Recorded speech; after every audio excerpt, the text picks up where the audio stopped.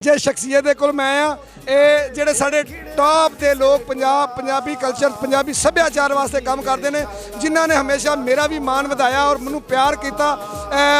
पंजाबी प्रचार के आगू अहमद रजा वट्टू साहब अस्सलाम वालेकुम जी भाईजान की साडा मानत्र अज के दिन के हवाले नाल थोड़ी जी गल सुनाओ। देखो जी अज का दिन पंजाब की तारीख दे विच एक वड्डा दिन है और हमेशा याद रखे जाने वाला दिन है।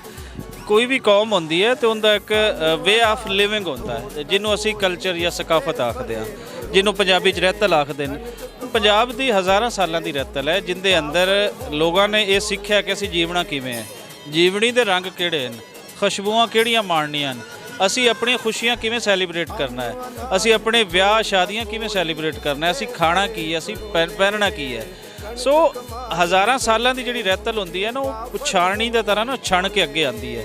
ਉਹਦੇ अंदर अमन पसंदी है, ये अंदर सूफी शायर हैं, ये अंदर गुरु साहबान हैं, जोगी साहबान हैं।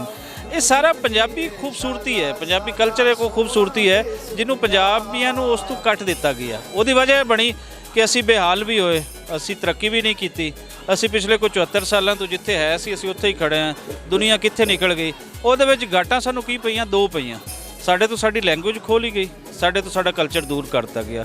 कल्चरली जिहड़ी साडी कोशिश सी पिछले 3 साल तो वो तुहानूं सब दोस्तों को पता है कि जो पंजाबी प्रचार ने स्टार्ट लिया सी कि असीं पंजाबी कल्चर पहली चेत्र को मनाना है।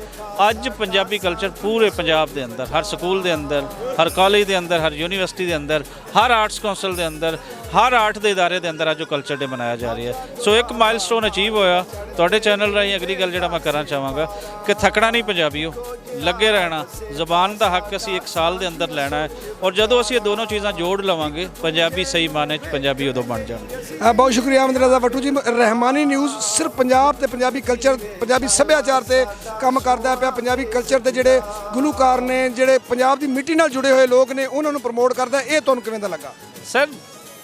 अपना आप किवें दा लगदा है, ये तो वो सवाल है ना कि अपनी पंजाबी किवें लगदी है, अपना पंजाब किवें लगदा है, पंजाबी कल्चर के तो सब अच्छा है। दिल की आवाज़ है, रूह के अंदर जिहड़ियां चीज़ां वसदियां वो काम रहमानी टीवी कर रही है। तो जिंदे वसदे रहो। तुहाडे सुनने वाले वास्ते हमेशा सैल्यूट है, तुहाडे वास्ते तुहाडे क्वेश्चन सलाम। बहुत शुक्रिया नाज़रीन। मैं जो असी चंद साल पहलू मैं और वट्टू साहब और मुदस्सिर इकबाल भट्ट साहब असी चंद दोस्त जोड़े खलील औजला साहब असी जो टुरे तो असी चंद दोस्त हाँ। अज मैं वेख्या कि पूरे पंजाब की हर जगह ते हर स्कूल दे विच हर सरकारी अदारे दे पग्गां बन के जोड़े मुंडे भी कुड़ियां भी और कुड़ियां परांदे पाए ने, मुंडे पग्गां पाइयां ने और अफीसर पग्गां पा के बैठे ने। ये अल्लाह ताला दा खास करम है। साड़ी कोशिश जी रंग लै आई है। साडा साथ हमेशा अहमद रजा वट्टू साहब, खलील औजला साहब और मुदस्सिर इकबाल भट्ट साहब साडे आगू ने। मैं भी इन्हां दा एक सिपाही, हमेशा इन्होंने मैनूं मान दिता और मैनूं अपना भाई समझा। इंशाअल्लाह ताला इसी ये जंग जी है वो इंशाअल्लाह रल के लड़ते रहांगे। अल्लाह हाफिज़।